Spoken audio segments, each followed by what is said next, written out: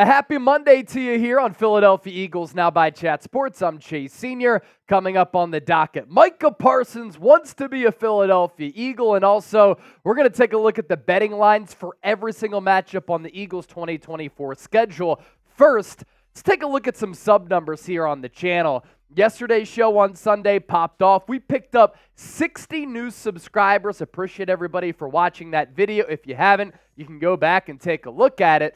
Today's show, can we beat that number and pick up more than 60 subscribers? I'm never settling, and I'm never content with being good. We always want to be great, and with that, as you can see here to my right, we're closing in on 75,000 subscribers. Let's begin here with Micah Parsons. A lot of interesting things on this front.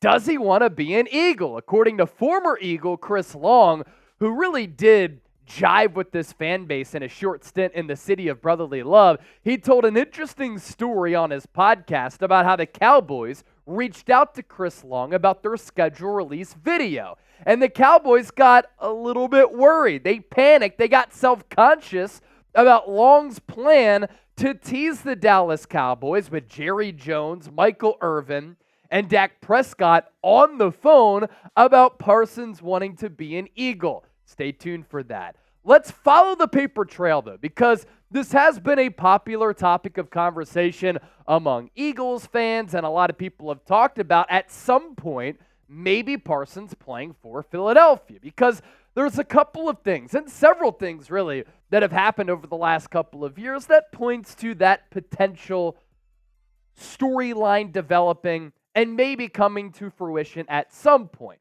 Parsons is from the state. Grew up in the Harrisburg area. He played his college football at Penn State. He has publicly discussed the Eagles' moves on multiple occasions. Last year during the draft, he's like, how did Jalen Carter fall right to Philadelphia? And then this year, he said, really? Quinion Mitchell, the best corner in this class, falls right into the Eagles' laps at number 22. He's also openly given compliments to Howie Roseman, saying he's the best general manager in football and what he does for the Eagles is incredible. And then time and time again, we've seen Micah Parsons sit courtside at 76ers games. Not because the Sixers are choke artists like the Dallas Cowboys, but because he's from Pennsylvania. He's a diehard Sixers fan, so he goes to a lot of Sixers games, and when he's there at the Wells Fargo Center in South Philadelphia, across the street from Lincoln Financial Field, he showed up on the Jumbotron. Of course he gets boos because he plays for the Cowboys, but if he were to play for the Eagles, fans would turn that around in a blink, and he would become an icon in this city.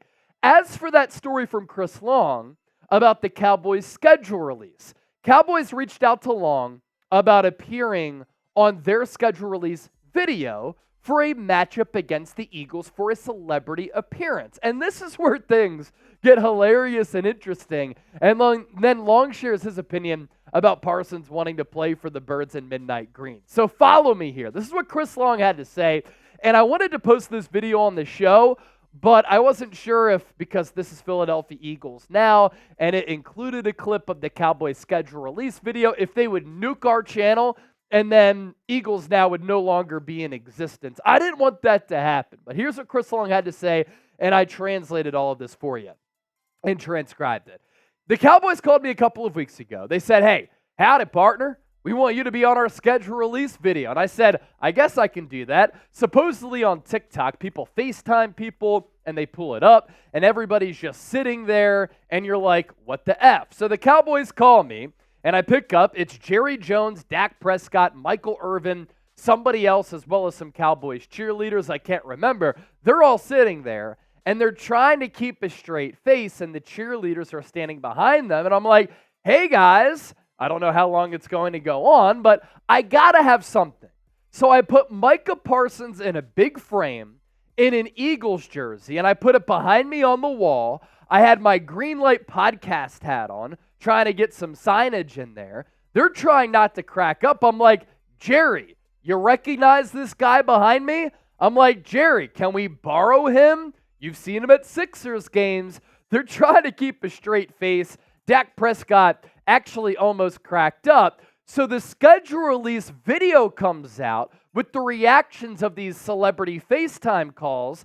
And Chris Long, he says, I click on the link on YouTube, and they have Shane Gillis for the first time the Eagles play the Cowboys, and the second time the Eagles play. I'm like, all right, this must be me. Dawn Staley pops up, and then me. So they split me and Dawn Staley, which is actually kind of cool. But then I go to Twitter to quote tweet the schedule release video, and I want to say I'm honored. And it's just Dawn Staley, not me.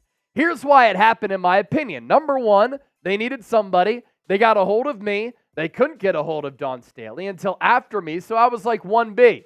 Second, they don't want people seeing the Micah Parsons thing because they know it's true. Jerry knows that one day Micah Parsons will be wearing midnight green. So this skit and the creativity behind it from Chris Long is awesome. And this is the photo that he had legitimately in a frame behind him. He answers the FaceTime call. He's like, hey, Jerry, you know this guy? So my takeaways here, it's classic Chris Long because that type of personality, him being a leader, him having some humor, him tapping into us as Eagles fans being degenerates, wild, and crazy, that endeared him to Philadelphia. And then obviously he was a part of the Eagles' lone Super Bowl in franchise history. And during the parade, the outfit was incredible, wearing the AI jersey with the fur coat. But this is also classic Dallas Cowboys for getting self-conscious, knowing what Long did, Micah Parsons in an Eagles jersey in the background, and they're like, oh my gosh, we can't show that to Cowboys fans. We have to avoid the speculation. And I guarantee it, that deep down, Jerry Jones knows there's a chance that Micah Parsons ends up playing for the Philadelphia Eagles in his home state. And Micah Parsons, within his body, within his bones, it's running through his veins. Midnight green.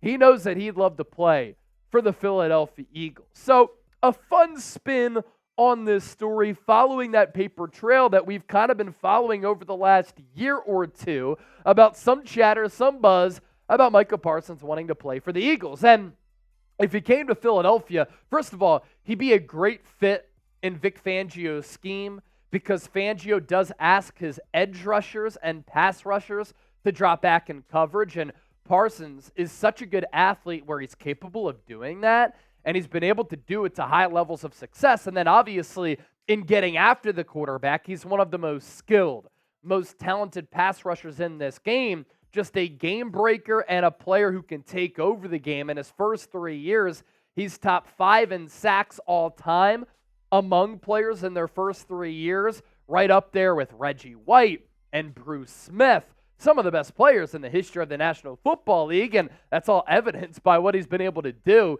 his first 3 campaigns. Rookie year out of Penn State, 13 sacks. 2022, 13 and a half, and then in 2023, 14. Parsons entering year 4 of his contract this upcoming season.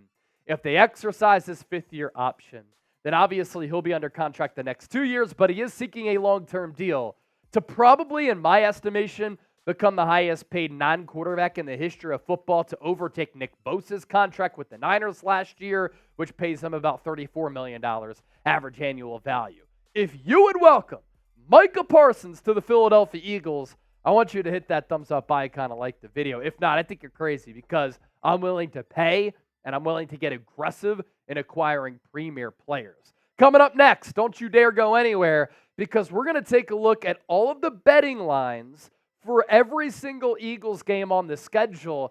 How many games are the Eagles favored in? We'll have that answer for you coming up here in just a moment. But first, these Cooper DeJean shirts are flying off the shelves here at Chat Sports. Cooper DeJean, Cooper DeJean. We were going to make B.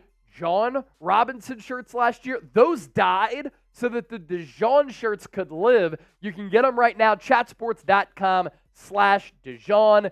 A fun way to welcome the rookie to Philadelphia. You could support him. You could support the Birds. Those shirts available in black as well as Kelly green.